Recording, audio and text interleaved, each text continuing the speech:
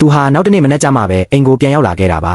ဒါပေမဲ့သူ့ဇနီးကတော့သူ့ကိုဘယ်တော့မှအပြစ်မတင်ခဲ့ပါဘူးသူမဟာအကျွေးတွေဆက်နိုင်ဖို့အတွက်သူမရဲ့ရွှေရရတနာအလုံးကိုသူ့ကိုပေးအပ်ခဲ့ပါတယ်နောက်တနေ့မှာတော့သူတို့ဇနီးမောင်နှံဟာဝမ်းစာရှာဖို့အတွက်မြို့ပြကိုပြောင်းရွှေ့ဖို့ဆုံးဖြတ်ခဲ့ကြပါတယ်မိသားစုကိုလှုပ်ကြွေးဖို့အတွက်သူဟာလူတင်တဲ့လဲကိုဆွဲပြီးအလုပ်လုပ်ခဲ့ရတာပါတနေ့ကြာမှာတော့သူဟာဇနီးဒီမွေးကင်းဆက်ကလေးငယ်လေးနဲ့အတူသူ့ရဲ့ဇာတိမြေကိုပြန်လာခဲ့ပါတယ်သူကဆက်ကိုပြန်ယူပြီးဆက်လက်တီထွင်ခြင်းတဲ့အခါမှာတော့သူ့ဖေကပြင်းပြင်းထန်ထန်ကန့်ကွက်ခဲ့ပါတယ်ဗျာသူ့ဖေဟာဆက်ပေါ်ကိုရေနံစီတွေလောင်းပြီးမိရှို့ဖျက်ဆီးပစ်ခဲ့လို့ဆက်တစ်ခုလုံးပြကျသွားခဲ့ရပါတယ်သူ့ဇနီးတယောက်တည်းသာသူ့ရဲ့ရီမန်းချက်အတိုင်းဆက်လျှောက်လန်းဖို့အားပေးခဲ့တာပါအဲ့ဒီခိုက်တက်မှာပဲသူညံလင်းပွင့်သွားခဲ့ပါတယ်တစ်သားနဲ့လှုပ်ထားတဲ့ဆက်ကဘယ်တော့မှစိတ်ချယုံကြည်ရမှာမဟုတ်ဘူးဆိုတာသူသဘောပေါက်သွားတာပါဒါကြောင့်သူဟာရက်ကန်းဆက်ကိုတစ်သားစားတံမဏိနဲ့တိဆောက်ဖို့ဆုံးဖြတ်ခဲ့ပါတော့တယ်နေ့ဘက်မှာတော့သူဟာဆက်တီထွင်ဖို့အတွက်ငွေစုနိုင်အောင်အလုပ်မျိုးစုံကိုလုပ်ကင်ခဲ့ရပါတယ်ညဘက်မှာတော့စက်မှုဒီဇိုင်းပညာရပ်တွေကိုလေ့လာဖို့အာရုံစိုက်ခဲ့ပြီးအလုပ်ကျန်းတွေကြောင့်သူ့လက်တွေမှာအမာရွတ်တွေအမြဲထင်ကျန်နေခဲ့တာပါတနစ်တာကြိုးပမ်းခဲ့ပြီးနောက်မှာတော့သူ့ရဲ့ဒုတိယမြောက်တံမဏိရက်ကန်းဆက်ကြီးပြီးစီးသွားခဲ့ပါတယ်ဒါပေမဲ့သူ့ဇနီးကတော့ဆက်ရဲ့ကြီးမားတဲ့ချိုးရင်းချက်တစ်ခုကိုချက်ချင်းပဲမြင်သွားခဲ့တာပေါ့အချီမြင်ဟာစက်ဝိုင်းပုံစံမဟုတ်ပဲနံပါတ်8ပုံစံအတိုင်းသွားရမှာဖြစ်တယ်လို့သူမကထောက်ပြခဲ့ပါတယ်